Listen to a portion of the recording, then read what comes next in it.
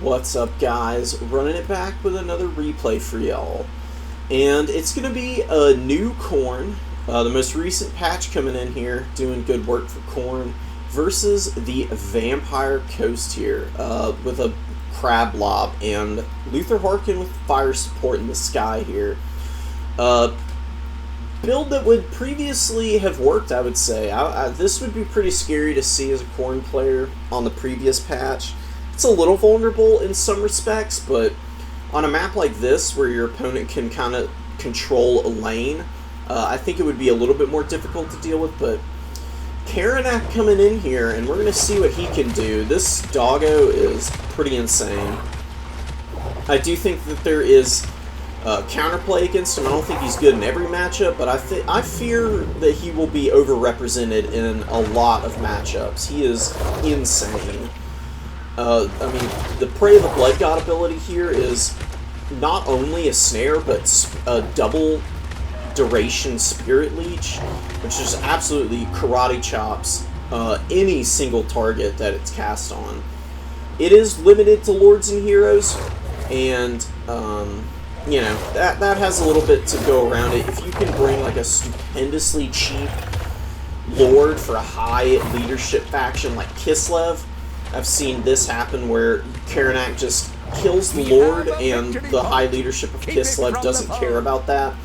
And then the rest of your army's a little thinner, and you kind of get clowned on. I got absolutely rolled by a Streltsy gun line with that circumstance, so not going to be in every matchup, but against the vampire factions specifically, and undead in general, I think he's going to be pretty insane. I mean, Prey the Blood Hunt, you're going to see, or Prey the Blood God, you're going to see what it does. And then Brass Collar being a passive 55-meter silence radius is pretty crazy too.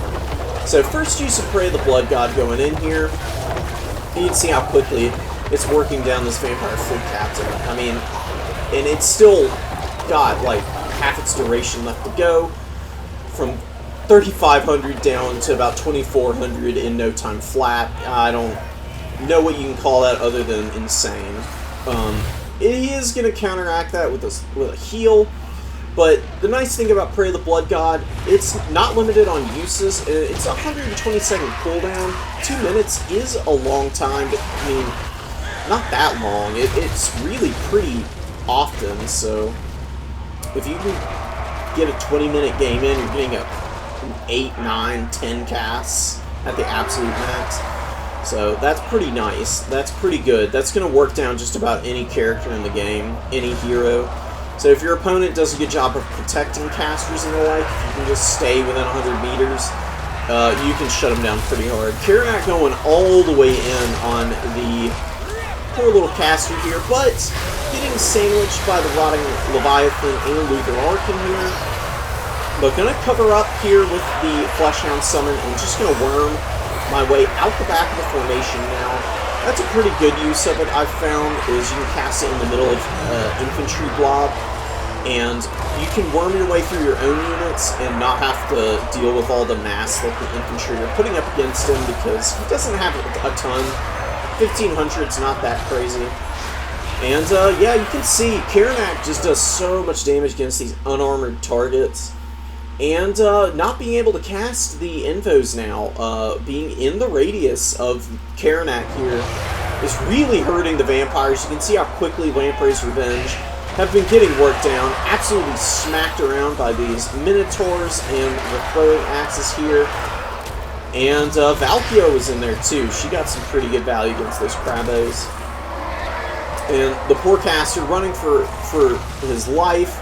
Depth guard with pole arms, thinking about coming in here to support, but rerouting a little bit, trying to give some cover to Luther and trap up Valkia, probably thinking that if he can get rid of Valkia, it'll be a little bit easier to deal with Karanak, which, you know, makes sense.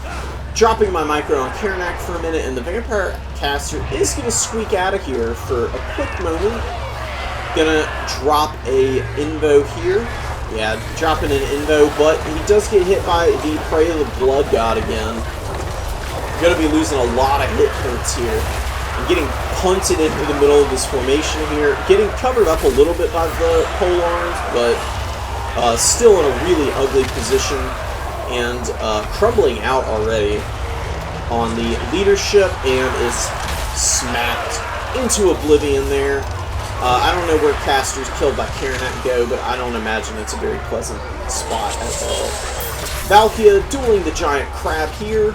The Rotted Promethean's been doing a lot of work, honestly. With some heals, I think this thing would be absolutely obliterating my front line. I mean, it's been terror routing all of my Marauders over and over again, which is very annoying, but not going to be able to escape here. Valkia just picking away at its health with the throwing axes here, up to 1300 value, just throwing against this Rotting Leviathan. And that's a huge loss for the Vampire Coast here. Sloutmere coming down, doing a little bit of poke against the Sirens and Deckhand mob with polearms. Valkia flying up in the air, gonna go support these Furies, which are just nipping at the heels of Luther in the sky there. And yeah, it's really not going to be too much of a longer game. It is a big value lead for me. And, you know, without Karanak on the field shutting down those invos, the value lead would be pretty much dead even right now. And the Vampire Coast would have those Lamprey's Revenge on the field from overcasted invos going down, healing up these big blobs that are present and accounted for. This is what you want to do with vampires, especially against Khorne, which doesn't have much magic to punish blobs like this. There is the Sword of Khorne army ability, but that's incredibly difficult to charge up full, and it's much better to just use the lower tier army abilities. Relentless Rage and Horn of Khorne are very good. Probably a little bit better, just because they are not quite as demanding on your army ability bar. Karanak's just fighting here against some Sirens, Rotting Prometheans. Rotting Prometheans not a great target for him, but the Sirens are perfect, helping crumble out these Death Guard with polearms. And cackling, man, just doing good work, doing good solid damage, waiting for my opportunity to drop another Prey of the Blood God, which will be coming up in just a moment. Cultist and Marauders, Bloodletter, Summon, and the like, just killing the enemy here. And the Shrine getting out of combat, it was getting a little low, providing the Totem of Endless Bloodletting to a lot of these units, buffing up that melee attack very nicely, excuse me. Valky getting a little beat up. She's not doing too hot against Luther, you know. I mean, he's got regen and did get one nice invo, so he's pretty difficult to deal with, honestly. Without the Prey of the Blood God coming in here and Valkia being an exceptional duelist, it would be a little bit more difficult for me to work this guy down. But it's going to be game blouses here. Dark Age kind of knew the writing was on the wall at this point. Most of his stuff had crumbled out. And I think this is just a scenario of Karanak being very good at what he does. And Vampire Coast, I don't think, has many answers to him. He's just a little too fast for most of the stuff on their roster. It's going to be interesting to see how the meta shakes out, but I think Karanak's going to be a staple against Undead. Undead certainly, maybe good against Greenskins and some of the other factions that have very squishy lords on low leadership factions. Probably not very good against, I would say, going to be like Kislev, High Elves. High Elves have lots of very powerful, like, magical missiles. He does have 25% missile resistance, but he's got a pretty low HP pool. And the magic missiles on, like, Sisters of Avalorn and the like will circumvent that. And he has low armor, so you can poke him pretty effectively. He is just incredibly tanky and hard to get rid of, though. So if you play well with him, he's going to just farm value like this, you know. And I wasn't too thorough with keeping him out of bad combats in that match, but you can probably just keep him in and out of combat, and control the backfields with him, like running, killing a caster, then running around in a circle off to the edge, getting some charges against targets of opportunity, and casting that Prey of the Blood God and shutting out casters for the entire game, which is what happened here. And you can see how quickly Khorne was able to deal with vampires.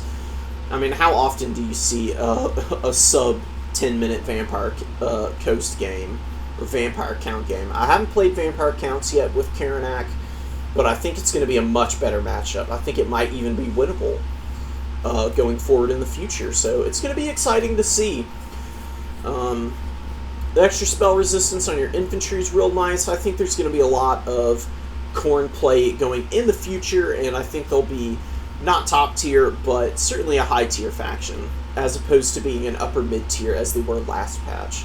They've been coming along, and excited to see what they get with the upcoming DLC, details of which have dropped recently. So find another channel that talks about that better. I might talk about that at some point, but not today. That's going to be it for this video.